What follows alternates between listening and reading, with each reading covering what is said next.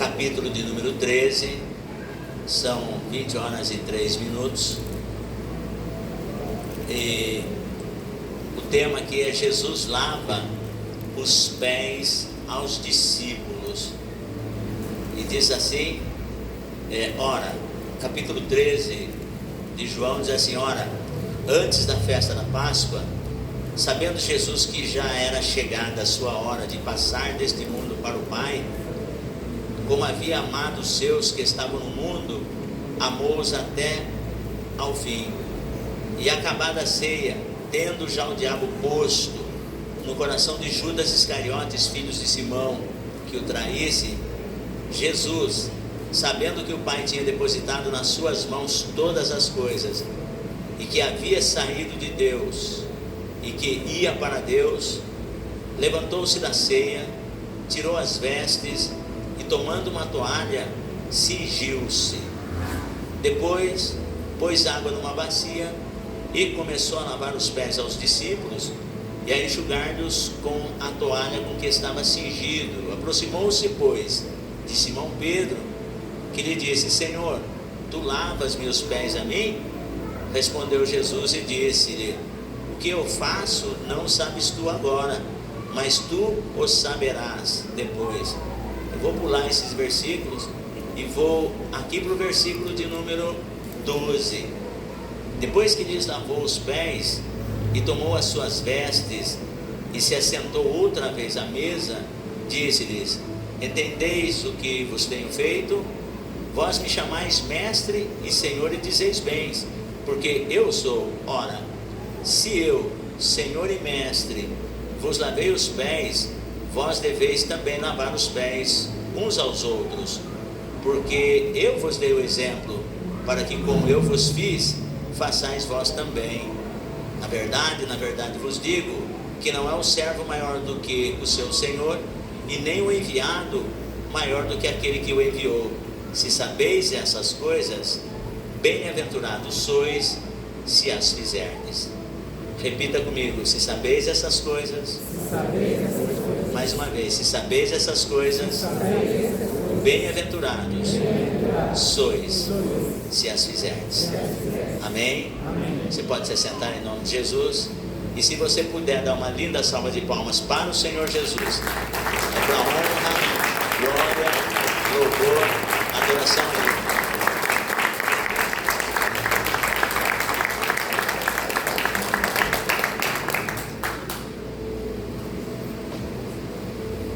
Estou com a minha garganta secando drasticamente.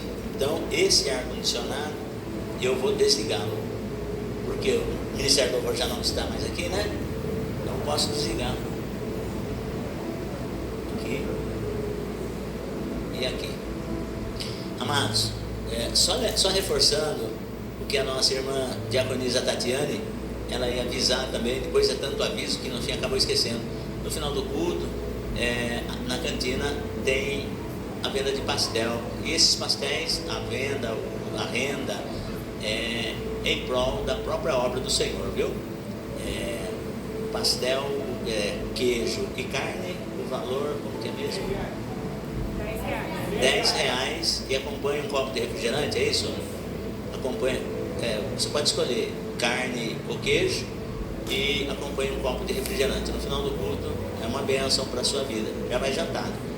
Mas escute, nós estamos aqui para a celebração da Santa Ceia do Senhor, e hoje nós já estamos praticamente no mês 10, praticamente tem mais 2 meses para se findar o ano, e não parece, irmãos, durante esse ano de 2025 foram grandes batalhas, grandes aflições, grandes tribulações, mas eu venho dizer para a igreja que Deus tem se feito presente. E a Bíblia, irmãos, ela é tão maravilhosa, o nosso Deus é tão tremendo, que Ele usa o profeta Isaías no capítulo 43 e no versículo de número 2. Presta atenção, só para não ficar nas minhas palavras, porque muitas das vezes a gente passa por situações e a gente acha: Deus, eu não sei o que está acontecendo comigo. Deus, será que o Senhor me abandonou? Será que o Senhor se esqueceu de mim? E no capítulo 43 de Isaías, no versículo de número 2, olha só o que Deus usa a vida desse profeta para falar com a igreja. Embora Isaías foi um homem levantado por Deus para falar com a nação de Israel, o Israel de Deus, a esposa de Jeová, mas não podemos esquecer que Isaías é chamado o profeta messiânico, porque foi o homem que mais profetizou acerca da vinda do Messias. E no capítulo 43, ele diz assim, no versículo 1: mas agora, assim diz o Senhor que te criou, ó Jacó, e que te formou, ó Israel, não temas, porque eu te remi, chamei-te pelo teu nome, tu és meu. Quando passares pelas águas, estarei contigo, e quando pelos rios, eles não te submergirão. Quando passares pelo fogo, não te queimarás, nem a chama arderá em ti, porque eu sou o Senhor teu Deus, o Santo de Israel, o teu Salvador. Então, dificuldades, aflições, todos nós passamos e passaremos, mas o Senhor, Ele promete que quando tivermos que passar por situações difíceis, nós não passamos sozinhos, Deus passa conosco. Então eu não sei a aflição que você está passando, não sei a dificuldade que você está passando, mas eu venho aqui nesta noite de Santa Ceia dizer que você não está sozinho. Aflições, passar pelas águas, são níveis de aflição. Passar por rios são um nível um pouco maior de aflição, quando se passa pelo fogo. E a Bíblia diz que a nossa fé, que é mais preciosa do que o ouro que perece e é passado pelo fogo, a nossa fé, ela é provada, porque a circunstância, a situação, a nossa vida, ela não define-nos na prova, mas depois da prova, a nossa mensagem, ela vai mudar, o nosso louvor muda, o nosso testemunho traz a presença de Deus e a glória de Deus. Então não se prenda na dificuldade e nas circunstâncias que você está passando. Calma aí, Deus está com você, Ele promete que vai estar com você e Ele não vai te deixar, não vai te desamparar. E nós vemos assim nesse mês 10 que nós estamos, que é praticamente daqui 2 meses, nós chegamos ao final do ano. Estamos aqui, a nossa irmã missionária Elisete fazendo um projeto de adoção de crianças, para que nós possamos alegrar o coração delas dando um presente. E se você puder abraçar essa ideia, abrace, que vai ser bênçãos. Mas até aqui, irmãos, nós temos visto a poderosa mão de Deus nos abençoando. E o que é que nos fortalece? O que nos fortalece é a palavra de Deus. O que nos fortalece é essa comunhão que nós temos uns com os outros. Então, porque as lutas, elas são muitas, as dificuldades, elas são tremendas, e principalmente porque a igreja do Senhor Jesus, ela já está com seus instantes finais de atividade aqui na terra. A qualquer momento, Jesus Cristo vem buscar a sua igreja. A qualquer momento, nós seremos arrebatados. Então é importante que nós estejamos cada vez mais firmes, crendo que Jesus está voltando. Então eu venho dizer para os irmãos, venho dizer para as irmãs, que vale a pena servir esse Deus. O capítulo 13, quando se fala de Santa Ceia num culto como esse, eu intitularia essa mensagem Aprendendo com o Mestre dos Mestres. Porque se você pegar o capítulo 1 e o capítulo 12 do Evangelho de João, você vê Jesus fazendo milagres e não impondo a mão sobre pessoas, exceto no capítulo 9 de João, que ele cospe no chão, faz barro com a saliva e unta os olhos do cego e diz para ele: vai, lava-te no tanque de Siloé, que traduzido é o enviado. E o cego de nascença foi, lavou e voltou enxergando. Mas normalmente, quando você pega o Evangelho de João, porque João apresenta Jesus como Filho de Deus, como o Verbo de Deus.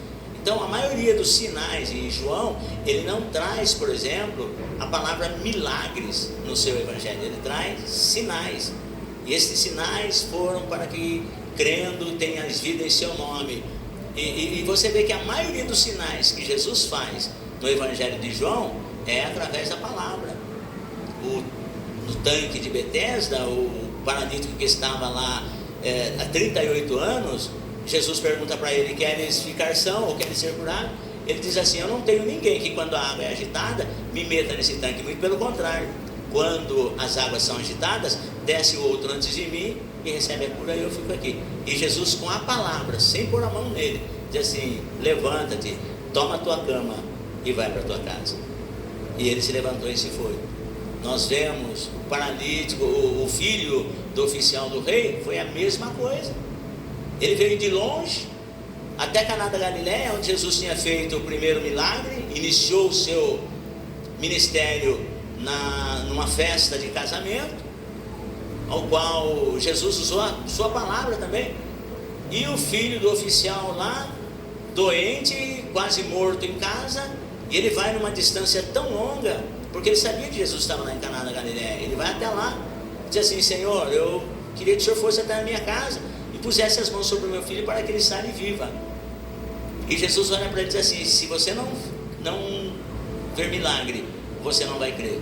E ele disse assim: desce depressa, Senhor, antes que meu filho morra. E Jesus disse: vai, o teu filho vive. E ele foi. Uma distância longa. Jesus não foi até lá, não impôs as mãos sobre o menino, mas liberou uma palavra de cura.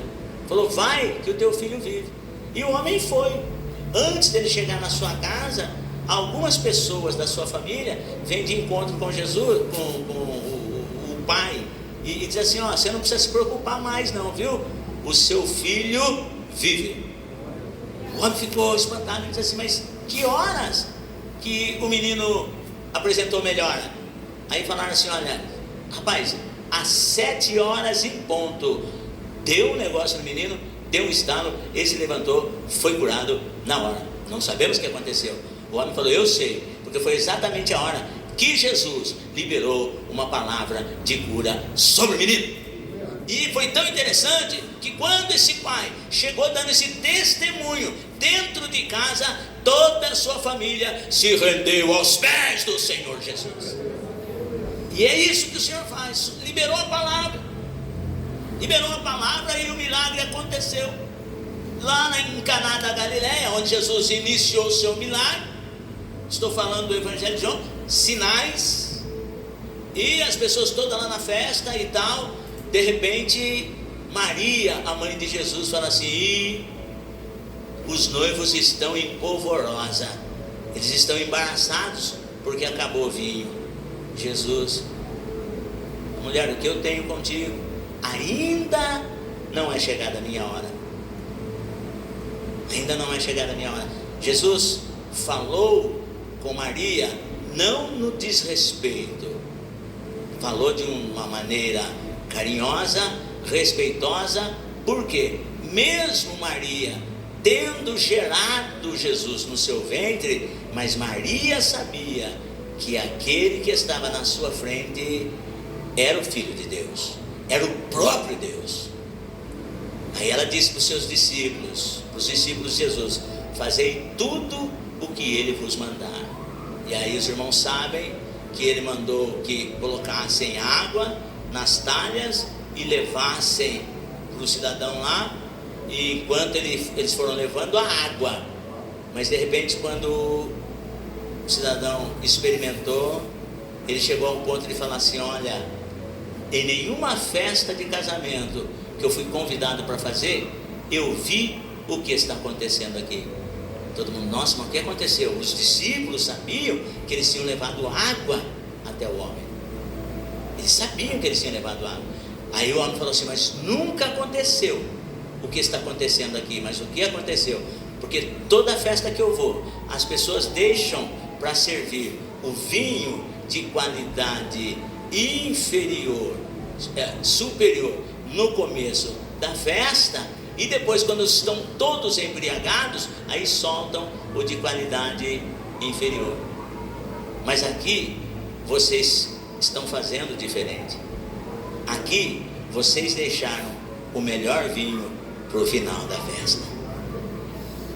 E eu venho aqui dizer para você que se Jesus está na festa, estou trazendo uma palavra profética para o seu matrimônio, para a sua casa, para a sua vida, nessa Santa Ceia do mês 10. Se Jesus está na casa, se Jesus está no casamento, a festa ainda não acabou. O melhor ainda está por vir. Mas é necessário crer, é necessário se humilhar e dizer: Senhor, o vinho acabou. Porque, irmãos, tem momento que acaba mesmo. Tem momento que acaba. A vida conjugal é assim. Nem sempre é um mar de rosas, nem sempre o sol está brilhando. De repente vem a noite, de repente vem os dias acinzentados, de repente vem o inverno. Mas a pergunta é: Jesus ainda está na casa? A festa ainda não acabou. O milagre ainda vai acontecer. Então a gente vê, e Jesus com a palavra, ele fez uma obra de transformação. E aqui no capítulo 13 já mudou o negócio. Do capítulo 1 ao capítulo 12, você vê o apóstolo João falando de uma certa naturalidade, com uma certa particularidade, as coisas que Jesus fez. Agora no capítulo 13 o negócio muda. E é aí que é interessante, porque a vida cristã, ela é testemunho de vidas transformadas. E se as pessoas perguntarem para você, ou perguntarem para mim: como foi a sua vinda até Jesus? Como foi que você conheceu Jesus? Ou como foi que Jesus te alcançou? Então nós paramos e começamos a relatar as nossas experiências com o Senhor. E aqui no capítulo 13, do capítulo 13 ao capítulo 17, para os irmãos entenderem esse resumo, você percebe mudança na condução dos textos, da maneira como o escritor ele começa a relatar. Porque no capítulo 13 em diante são as últimas instruções de Jesus para os seus apóstolos. Aqui ele estava com os seus 12 discípulos, que ele chamou-os de apóstolos. E é daqui que esses 12 deveriam sair e sacudir o mundo. É daqui que esses 12, depois eles sairiam com a responsabilidade de proclamar Jesus Cristo ressuscitado. Mas eram homens comuns, eram homens cheios de egoísmo, eram homens cheios de individualismo, eram pessoas comuns, como eu e você. Só que agora aqui no capítulo 13, já são as instruções finais. Daqui, Jesus vai partir para a eternidade. E aí, você começa a ver diferença. Porque aqui o estudo, aqui a palestra, aqui a finalização é com esses 12. 3 anos e meio Jesus passou com esses homens. Esses homens passaram com Jesus, acostumaram levantar de manhã, o mestre estava lá. Ao entardecer, o mestre estava lá. Ao anoitecer, o mestre estava lá. 365 dias de um ano, 365 dias no segundo ano, 365 dias no terceiro ano. Mas agora estava findando. Agora tinha que ser com eles. E aqui no capítulo 13, você começa a ver, Jesus dá algumas lições para eles. No capítulo 14, Jesus começa: não se turbe o vosso coração. Qual é o ensinamento que você vê no capítulo 14? No capítulo 14, é como se Jesus estivesse falando para eles: a morte não é um fim de tudo. A morte é apenas um até breve. Eu vou na frente preparar lugar, mas eu volto e levo vocês comigo. Então, se eu estou pregando para alguém que perdeu algum ente querido por esses dias, e o seu coração está angustiado, Deus manda dizer para você: calma, uns vão um pouco mais na frente, mas a nossa vez vai chegar, porque a morte não é o fim de tudo, é apenas um até breve. Há uma eternidade esperando por nós. Existe uma eternidade esperando por nós. Capítulo 14 é isso que Jesus ensina. Os 3 capítulos é a instrução final. Não se turbe o vosso coração, crede em Deus, crede também em mim, pois na casa de meu pai há muitas moradas. Se não fosse assim, eu teria dito, pois vou procurar, eu vou na frente, eu vou primeiro, mas eu vou procurar lugar para vocês. E se eu for, eu vou se preparar, fica tranquilo, eu voltarei e vos levarei para mim mesmo. No capítulo 15, a instrução é: eu sou a videira verdadeira, o Pai é o lavrador e vós os ramos. Ensinamento de Jesus no capítulo 15 é identidade, propósito e permanência. Se você é, se você está, então permaneça. Capítulo 15 é sobre estar, relacionamento, intimidade com o Senhor Jesus. E no capítulo 16, Jesus vai trazer uma instrução sobre o Espírito Santo, o Consolador, o que está conosco. O mundo não tem, o mundo não pode receber, mas nós temos, porque Ele está conosco, Ele habita em nós, o Espírito Santo de Deus. A maior riqueza que o ser humano tem. Talvez eu possa estar pregando para alguém que está vivendo assim: pastor, eu sou uma pessoa assalariada, eu ganho menos do que o salário, eu sou pobre, eu sou da casa do meu pai, que nem Gideão, eu sou o menor. Mas você tem o que o mundo não tem, você tem a maior riqueza, e essa riqueza se chama o Espírito Santo de Deus. Ele está comigo, e Ele está com você, e Ele está com a igreja. Capítulo 16, é isso que Jesus ensina sobre o Espírito Santo. E no capítulo 17, Jesus, no Monte das Oliveiras, se curva de joelho e ora. O sacerdote orando por si mesmo, porque é isso que Jesus está fazendo ali no capítulo 17. Ele está orando por Ele mesmo.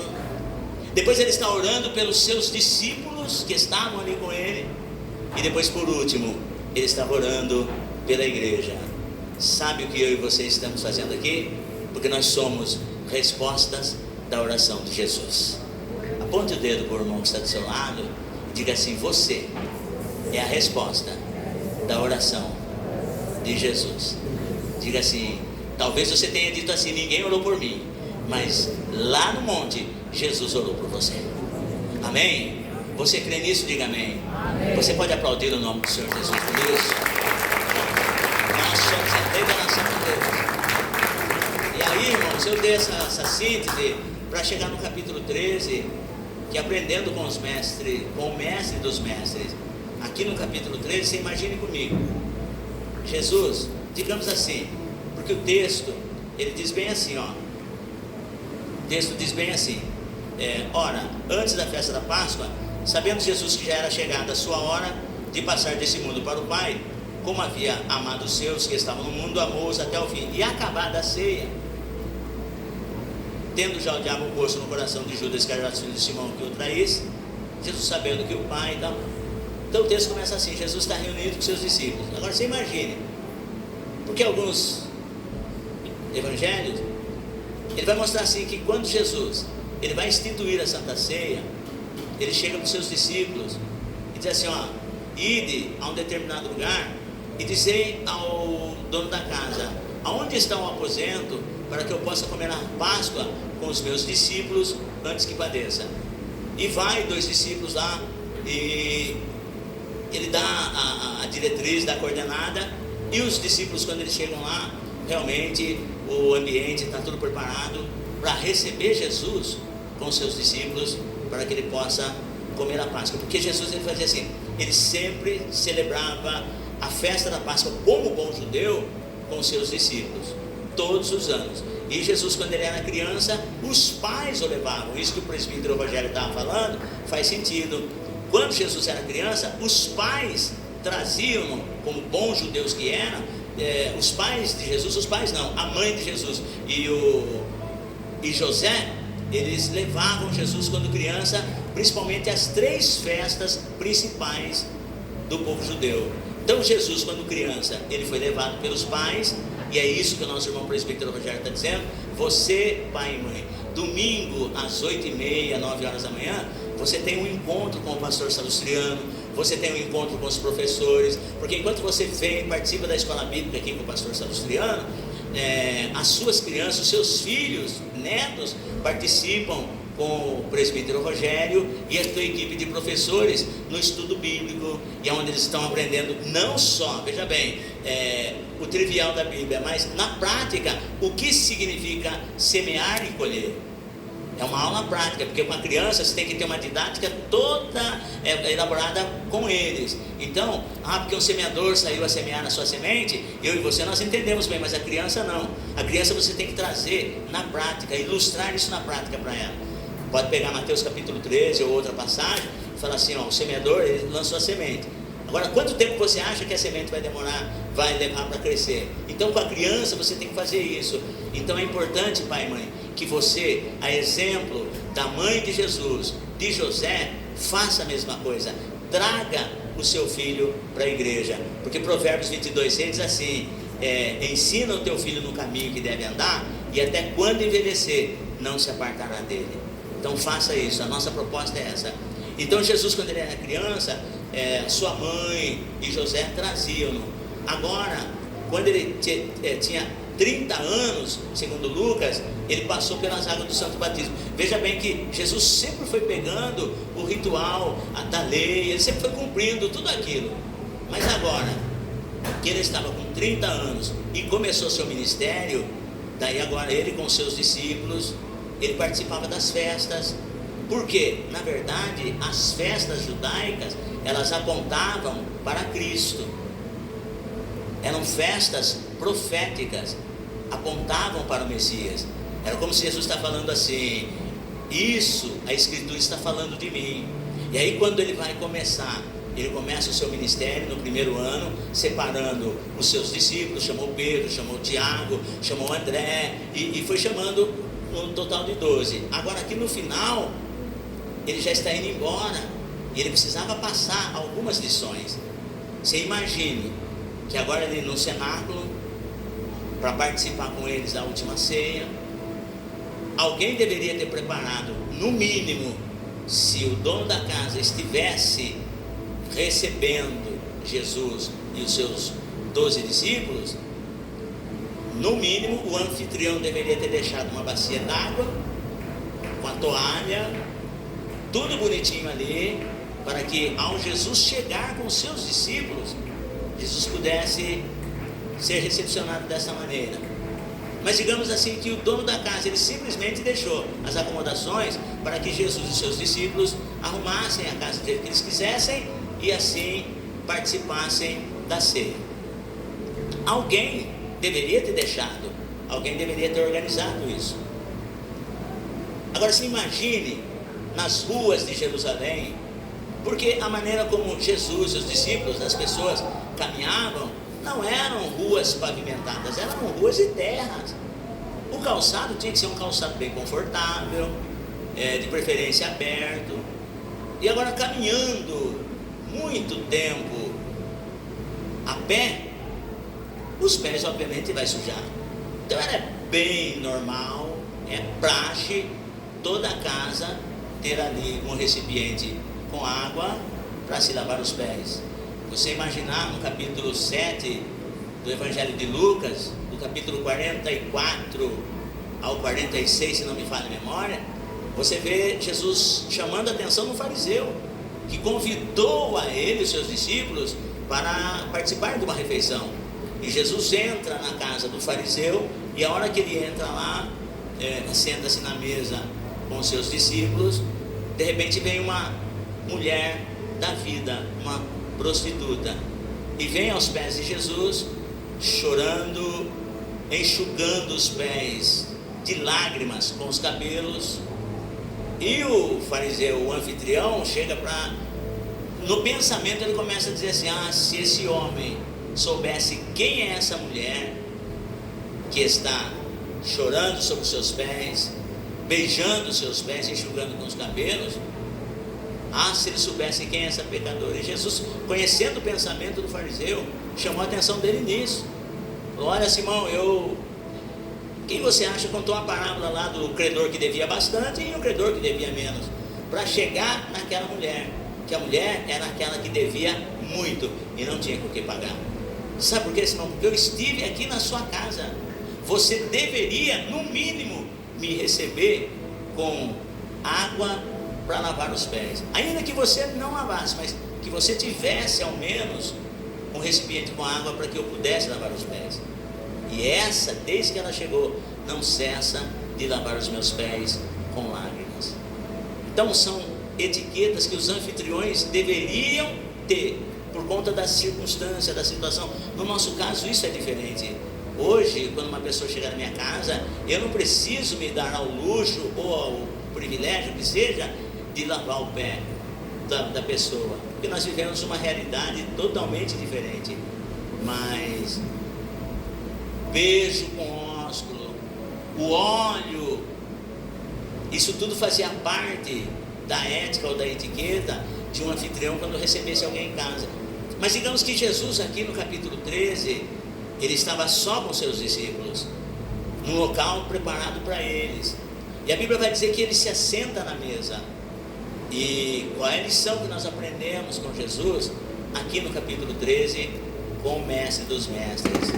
A primeira lição que nós devemos aprender é sobre dar a devida atenção para as pessoas que estão ao nosso redor, ou para as coisas que estão ao nosso redor, porque todos sentaram na mesa para comer, mas ninguém foi se preocupar de lavar os pés. Alguém de repente falou assim: nossa, mas não se usa isso aqui? E aí o texto diz assim, ó: antes da festa da Páscoa, sabendo Jesus que já era chegada a sua hora de passar desse mundo para o Pai, como havia amado os seus que estavam no mundo, amou-os até o fim. Então, se preocupar com as pessoas que estão ao nosso redor, eu entendo também, uma das lições que eu aprendo com o Senhor Jesus é sobre o equilíbrio emocional. Precisamos ser equilibrados emocionalmente, porque aqui o texto diz que Jesus, ele sabia tudo o que ia lhe acontecer, sabia que a sua hora de partir desse mundo para o Pai já era chegada. Ele sabia que o motivo pelo qual ele partiria, ele sabia qual era, sabia como que ele ia morrer, e sabia que o diabo já tinha posto no coração de Judas Iscariotes que o traísse. Mas João diz assim, que assim como Jesus amou os seus, sabendo de tudo isso, ele amou-os até o fim. Então a primeira lição que eu aprendo com Jesus aqui é ser equilibrado emocionalmente, porque às vezes dentro de um nível de relacionamento nós somos falhos, falhamos com pessoas e pessoas falham conosco, mas a questão é o nível de amor que eu sinto por aquela pessoa. Dependendo daquele tratamento, acabou o amor? Ou eu vou continuar amando aquela pessoa? Então, num culto de Santa Ceia, aprendendo com o mestre dos mestres, seja equilibrado emocionalmente. Não deixe que situações contrárias, que pensamentos contrários ou palavras contrárias esfrie o seu amor, porque o amor, acima de tudo, além de mandamento, é uma decisão. Jesus poderia falar assim: olha, eu não vou amar Judas porque ele deu brecha para o diabo e acabou. Eu não vou amar Pedro porque eu sei que lá na frente Pedro vai me negar. Eu não vou amar essas pessoas porque eu sei que lá na frente todos eles vão me abandonar. Mas João aqui diz que Jesus, sabendo de tudo isso, mas ele amou os seus discípulos e amou até o fim. Então que nós sejamos emocionalmente equilibrados no que tange ao nosso sentimento, ao nosso amor pelo nosso irmão, pelos nossos líderes espirituais, pelos nossos chefes no trabalho, pelos nossos vizinhos, pelos nossos irmãos da igreja e principalmente para os da nossa casa. Começamos a amar? Vamos amar até o fim. E aí, uma outra lição que eu aprendo, conforme eu disse para os irmãos, eu aprendo com o mestre dos mestres a voluntariedade. Por quê? Isso para nós no culto de Santa Ceia, nós temos que aprender exatamente isso. O voluntário, irmãos, o cara que aprende o voluntariado, porque as pessoas elas falam assim, ó, se precisar, conte comigo, mas o voluntário não, deixa que eu faço. O voluntário ele toma a iniciativa. E o texto aqui diz assim, que ia acabar da ceia, ó, todo mundo ceando, Jesus, observando que ele estava atento às coisas que estavam ao seu redor, viu o pé de todos eles, que estavam sujos de terra, enlameados talvez, mas eles ficavam assim, nossa, mas ninguém vai lavar o pé de ninguém aqui? O que será que vai acontecer? Ah, eu não vou não. Pedro falava assim, eu? Tá louco. Ah, pega lá o fulano lá, ele não faz nada mesmo, porque a gente sempre é assim. Ficaram todo mundo comendo, tomando a ceia com os pés sujos, mas ninguém tomou iniciativa, ninguém fez nada. E eu aprendo com o mestre dos mestres essa questão, o voluntariado. Mas como assim, pastor? Porque eles não esperavam que Jesus ia fazer isso. E é importante nós entendermos que Jesus ele está sempre nos surpreendendo. Que essa lição é para nós, que nós podemos aprender com o Senhor Jesus, porque diz assim, que acabada a ceia, tendo já, olha só, o diabo colocado, oposto no coração de Judas Iscariotes, filho de Simão, que o traísse, Jesus, sabendo disso, amamos até o fim, o que ele fez? Ele se levantou. Então, Jesus ele se levantou. Nós aprendemos com Jesus a questão do voluntariado. Jesus se levantou, ninguém ia fazer nada, todo mundo comendo com os pés sujos, todo mundo ia se levantar e ir embora, e Jesus só observando o que é que eles vão fazer. Sabe, chega um momento na vida da gente, isso na igreja, isso na nossa casa, isso no nosso trabalho, é um fato que ocorre, que muitas das vezes nós sabemos o que tem que fazer, e um fica esperando pelo outro, e acaba que ninguém faz. Então essa é a lição que Jesus nos ensina, que nós precisamos estar atentos à nossa volta, e não espere do outro fazer, mas faça o que Deus colocou no seu coração para fazer. Porque a questão do voluntariado é isso. Jesus ensina assim, mesmo toda essa situação, ele era o único que não poderia fazer, que ele deveria estar ali, que os seus discípulos aproveitassem o máximo da sua companhia, da sua comunhão. Jesus deveria estar assim, borocochô, porque eu já vou morrer mesmo. Olha, gente, eu quero assim, um velório assim, assim e assim. Eu quero uma coroa lá, eu quero outra coroa aqui. Jesus deveria, escute só, estar fazendo projeto para o seu velório. Ó, não chame fulano, viu? Porque enquanto eu estava vivo, fulano só desceu a lenha de mim. Agora depois de morto, eu não quero que chame. E o morto tem que ir? Tem gente que começa a fazer isso, né? Ó, chame fulano, cicrano e beltrano, mas eu não quero cicrano no meu velório. E como se o morto tivesse querendo. Aí escute só, Jesus ele podia estar se lamentando, junto com os 12 ele podia estar se lamentando, porque ele estava na mesa com o traidor, ele estava na mesa com o que ia negar ele, e ele sabia que ele ia morrer. Então eu venho aqui dizer para você que pensa que você vai morrer, todos nós vamos morrer um dia, mas o meu Deus me trouxe aqui para dizer para você, levanta a tua cabeça, que muito comprido te será o caminho na face da terra.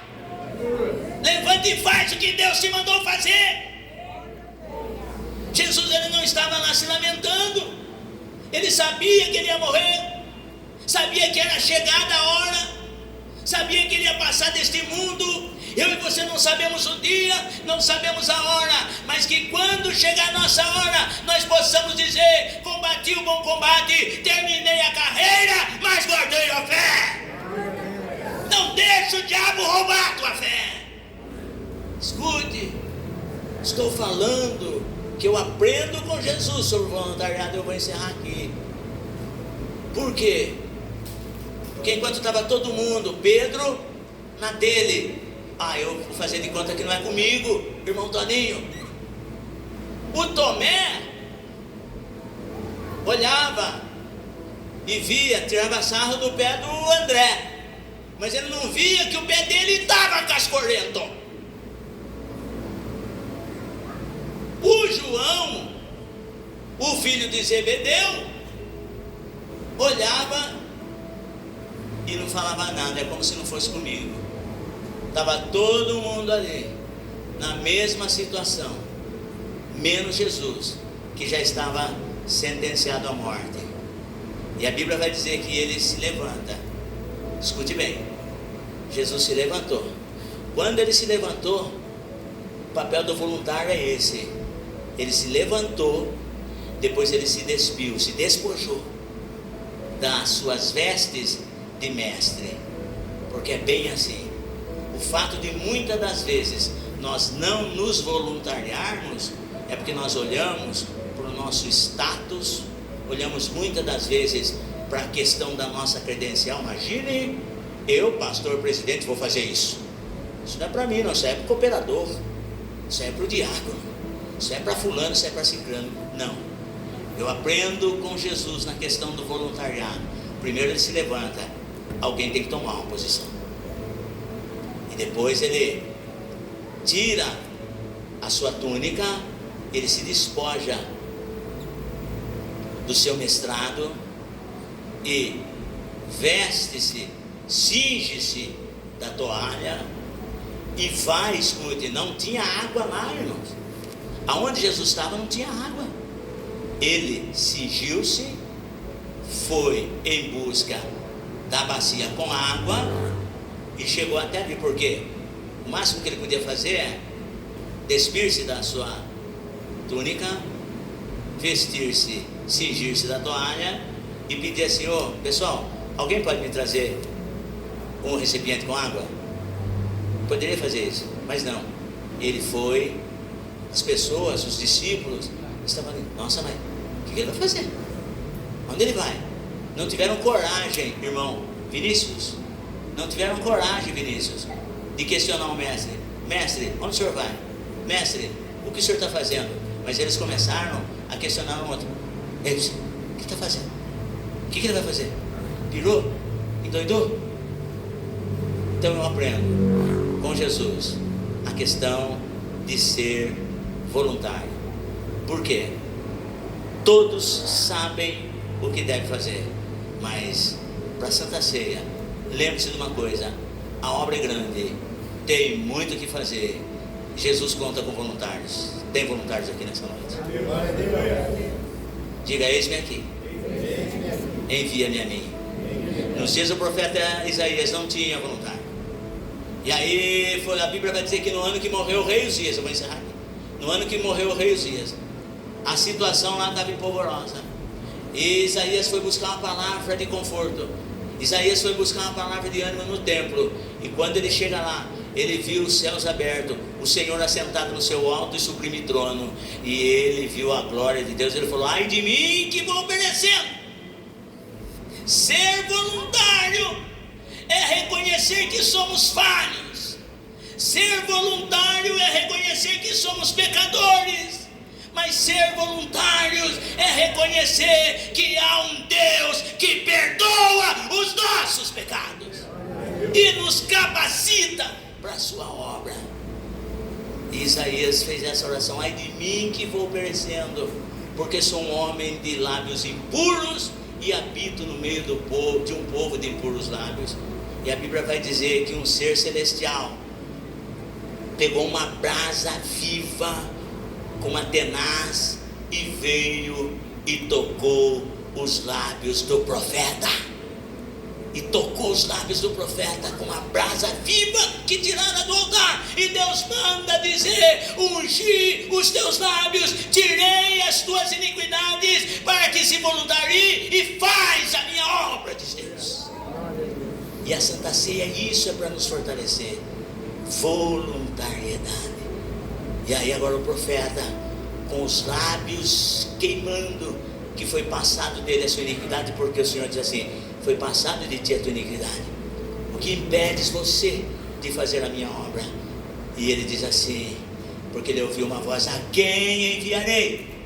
E quem há de ir por nós? Deus procura voluntários. Então nessa Santa Ceia, aprendendo com o Mestre dos Mestres, observe a sua volta, esteja atento à necessidade do seu irmão.